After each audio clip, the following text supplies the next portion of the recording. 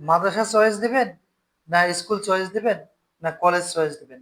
অর্থাৎ স্কুল, মাদ্রাসা, কলেজ, মাদ্রাসা, কোনটা চয়েস দিবেন আপনারা? যদি আপনাদের মেরিট লিস্ট খারাপ থাকে তাহলে অবশ্যই আপনারা মাদ্রাসাগুলো বেশি চয়েস দিবেন। আর আমি আবার বলতেছি, আপনার মেরিট লিস্ট অনেক ভালো, আপনার মেরিট লিস্ট অনেক ভালো, কিন্তু আপনার দেখা যাচ্ছে যে পাশাপাশি একটা গুরুত্বপূর্ণ একটা বা ভালো একটা স্কুল পাচ্ছেন, যা একটু দূরে আসছে, সেই স্কুলটি না গিয়ে আপনি যদি শহর পর্যায়ে একটা ভালো মাদ্রাসা পান, সেটি চয়েস দিবেন। কারণ অনেক মাদ্রাসা এখন ভালো রয়েছে। আপনি মাদ্রাসা বলেন আর স্কুল বলেন, প্রত্যেকটারে এবং সহকারী শিক্ষক, লেকচারার সবার কিন্তু মর্যাদা একই, বেতনও একই। এখন আসতেছে, আবার কেউ প্রশ্ন করেছিল যে আমি মাদ্রাসায় যদি আমি এখন সহকারী শিক্ষক পদে অথবা লেকচারার পদে যোগদান করি, পরবর্তীকালে যদি ট্রান্সফারের সুযোগ পাই, তাহলে কি আমি মাদ্রাসা থেকে কলেজ অথবা স্কুলে যেতে পারবো? এ ধরনের প্রশ্ন করা হয়েছে।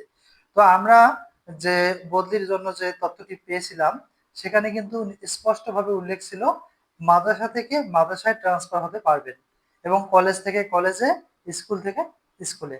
তাই জেনে বুঝে শুনে তারপরে আপনারা গণবিজ্ঞপ্তিতে 40টি প্রতিষ্ঠান সাজাবেন।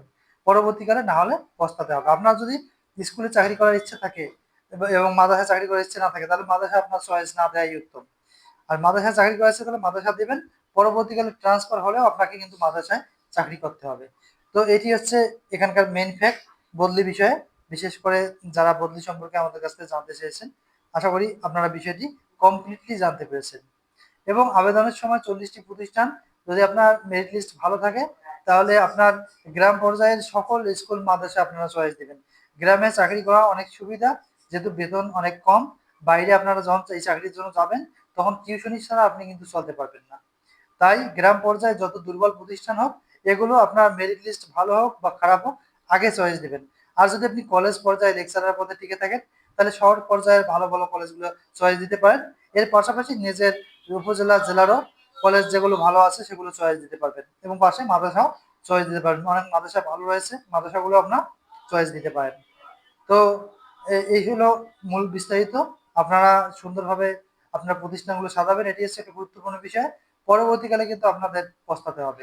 আপনারা একটা প্রতিষ্ঠান যখন চয়েস দেবেন, প্রতিষ্ঠানে অবশ্যই তথ্য নেবেন যে 2024 সালে কতজন ছাত্রছাত্রী A+ পেয়েছে, কতজন পাস করেছে, কতজন ফেল করেছে, 2023 সালে কতজন পাস করেছে, কতজন ফেল করেছে। এই তথ্যগুলো জানার জন্য যে লিঙ্ক প্রয়োজন, সেটি কিন্তু আমরা গত ভিডিওতে আমরা দিয়েছি, আপনারা সেখান থেকে দেখে নিতে পারবেন। তো সকলের জন্য শুভকামনা রইল। অন্যের কথায় কর্ণপাত করবেন না, আপনারা নিজেরাই নিজেদের প্রতিষ্ঠানগুলো চয়েস করুন এবং প্রতিষ্ঠান সম্পর্কে ধারণা নিন। আসসালামু আলাইকুম ওয়া রাহমাতুল্লাহ।